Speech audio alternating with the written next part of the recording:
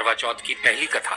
एक समय की बात है, अर्जुन नीलगिरी पर्वत पर तप करने के लिए चले गए। द्रौपदी अर्जुन के इस मुश्किल तप से चिंता में थी। उन्हें डर था कि अर्जुन के दुश्मन इसमें रुकावट पैदा कर सकते हैं। चिंतित द्रौपदी ने श्री कृष्ण जी से पूछा, हे कृष्ण, मुझे आप कोई ऐसा व्रत बताएं जिसे करने से सभी मुश्किलें दूर हो जाएं। ये सुनकर कृष्ण बोले, पार्वती ने भी शंकर से यही सवाल किया था। तब शंकर ने जो पार्वती से कहा था वही मैं तुम्हें बताता हूँ। करक चतुर्थी नाम का व्रत करने से सभी तरह की मुश्किलें खत्म हो जाएंगी। पार्वती ने शंकर से आग्रह किया, हे भगवान, ये करक चतुर्थी का व्रत कैसे किया जाता है और क्या पहले भी इस व्रत को किसी ने किया है? शंकर बोले, पार्वती, बहुत समय पहले की बात है। स्वर्ग से भी सुंदर शुक्रप्रस्थपुर नाम का एक शहर था, जिसमें वेद शर्मा नाम के ज्ञानी ब्राह्मण अपनी पत्नी लीलावती के साथ रहा करते थे। उनको महापराक्रमी 7 बेटे और संपूर्ण लक्षणों से युक्त वीरवती नाम की एक बेटी हुई। बेटी की शादी का सही समय आया तो वेद शर्मा ने एक वेद शास्त्र के ज्ञाता विद्वान ब्राह्मण से उसकी शादी करा दी। इसके बाद वीरवती ने अपने भाइयों की पत्नियों के साथ गौरा का व्रत किया। फिर कार्तिक कृष्ण चतुर्थी के दिन व्रत कर शाम में स्नान के बाद सभी ने भक्तिभाव से वट वृक्ष की तस्वीर देखी। उसके नीचे शंकर, गणेश और कार्तिक के साथ पार्वती का चित्र बनाया और ओम नाम का जप किया। फिर सबको देखा और उनकी पूजा की। फिर शिव जी, गणेश जी और सदानंद का अलग अलग पूजन करती हुई अक्षत दीपक के साथ 10 करवा और गेहूं के आटे गुड़ के बने हुए पकवान को अर्पण कर अर्घ देने के लिए चांद निकलने का इंतजार करने लगी। इस बीच वीरवती भूख और प्यास से बेहोश होकर गिर पड़ी। उसके भाई परेशान हो गए। उन्होंने वीरवती को उठाया। बहन के प्रेम में एक भाई वटवृक्ष पर चढ़ गया। जलती लकड़ी से उसने ऐसा छलावा किया जैसे चांद निकल आया हो। वीरवती ने उसे ही असल चांद मान लिया, अर्घ दिया और खाना खा लिया। इस तरह व्रत के दूषित हो जाने के कारण उसका पति मर गया। अपने पति को मरा देखकर वीरवती ने एक बार फिर से शिव जी की पूजा की। ये पूजा बिना कुछ खाए 1 साल तक की। साल के खत्म होने पर उसकी भाभियों ने करक चतुर्थी का व्रत किया। वीरवती ने भी पूरे विधि विधान से व्रत किया। उसी समय देव कन्याओं के साथ इंद्राणी भी करक चतुर्थी का व्रत करने वहां आई। वीरवती ने इंद्राणी को अपनी आप बीती सुनाई। वीरवती ने इंद्राणी से कहा, हे मातेश्वरी, हमारे भाग्य से आप यहाँ आ गई हैं, तो मेरे पति को जीवित करके मुझ पर कृपा कीजिए। इंद्राणी ने वीरवती को बताया कि किस तरह पिछले साल उसका व्रत दूषित हो गया था। अब तुम अच्छे से इस साल का करक चतुर्थी व्रत करो, मैं तुम्हारे पति को जीवित कर दूंगी।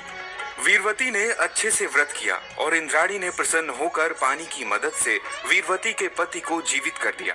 वीरवती के व्रत से ही उसके पति को जीवन मिला, इसलिए तुम भी इस व्रत को विधि विधान से करो। द्रौपदी ने कृष्ण के कहने पर करवा चौथ का व्रत किया। इसके बाद ही महाभारत में कौरवों को हराकर पांडवों ने अपना राज्य हासिल कर लिया। करवा चौथ की दूसरी कथा। एक समय की बात है, एक साहूकार था जिसके 7 बेटे और एक बेटी थी। सातों भाई बहन एक साथ बैठकर खाना खाया करते थे। एक दिन कार्तिक की चौथ का व्रत आया तो भाई बोला, आओ बहन, खाना खाते हैं। बहन बोली, आज करवा चौथ का व्रत है, चांद उगने पर ही खाऊंगी। बहन को भूखा देख एक भाई ने दिया जलाया और दूसरे भाई ने छलनी लेकर उसे ढका। ये नकली चांद दिखाकर बहन से कहने लगा, चल, चांद उगाया है, अर्घ दे ले।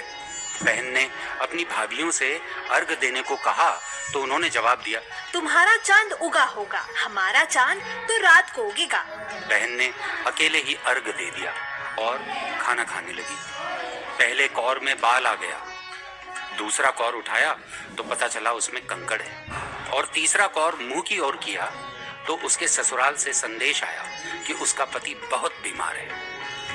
साहूकार की पत्नी ने जब अपनी बेटी को विदा किया तो कहा, रास्ते में जो भी मिले उसके पांव छूना, और जो कोई सुहाग का आशीष दे तो अपने पल्ले में गांठ लगाकर उसे कुछ रुपए देना।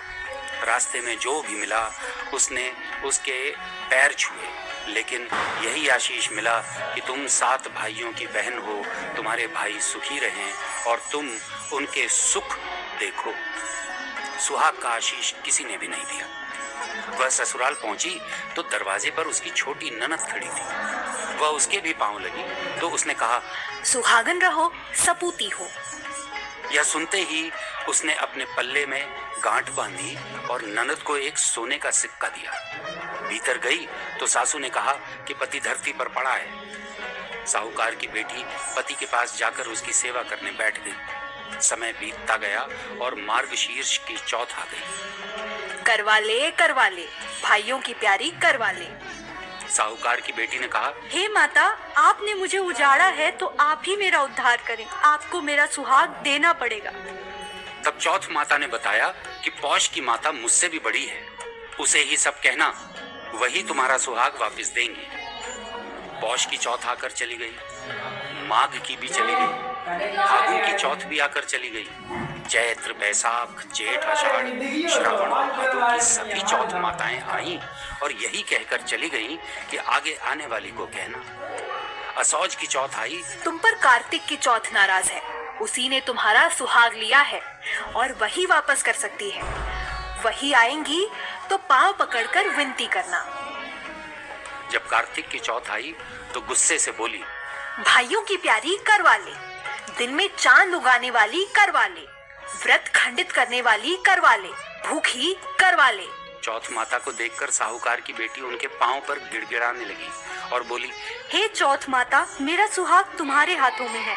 आप ही मुझे सुहागिन करें। जो मुझसे भूल हुई उसे क्षमा कर दे। चौथ माता ने प्रसन्न होकर आंखों से काजल, नाखून में से मेहंदी और टीके में रोली लेकर छोटी उंगली से उसके पद पर छिड़क दिया और वह उठकर बैठ गया और बोला कि आज मैं बहुत सोया। तभी उसकी पत्नी ने कहा कि आप सोए नहीं, मैंने 12 महीने आप जाकर आप कहीं उठे हो, वो भी माता की दुआ से। तब पत्नी ने कहा कि जल्दी से माता का पूजन करो। तब से सारे गांव में यह बात प्रसिद्ध हो गई कि जब स्त्रियां चौथ का व्रत करें तो सुहाग अटल रहेगा। जिस तरह से साहूकार की बेटी को सुहाग मिला, उसी तरह से चौथ की पूजन से सभी भी बहनों को सुहाग प्राप्त होगा। महिमा है। करवा चौथ की तीसरी कथा। प्राचीन काल में करवा नाम की एक पतिव्रता स्त्री थी। वो अपने पति के साथ नदी किनारे एक गांव में रहा करती थी। कार्तिक मास के कृष्ण पक्ष की चतुर्थी के दिन उसका पति नदी में नहाने गया।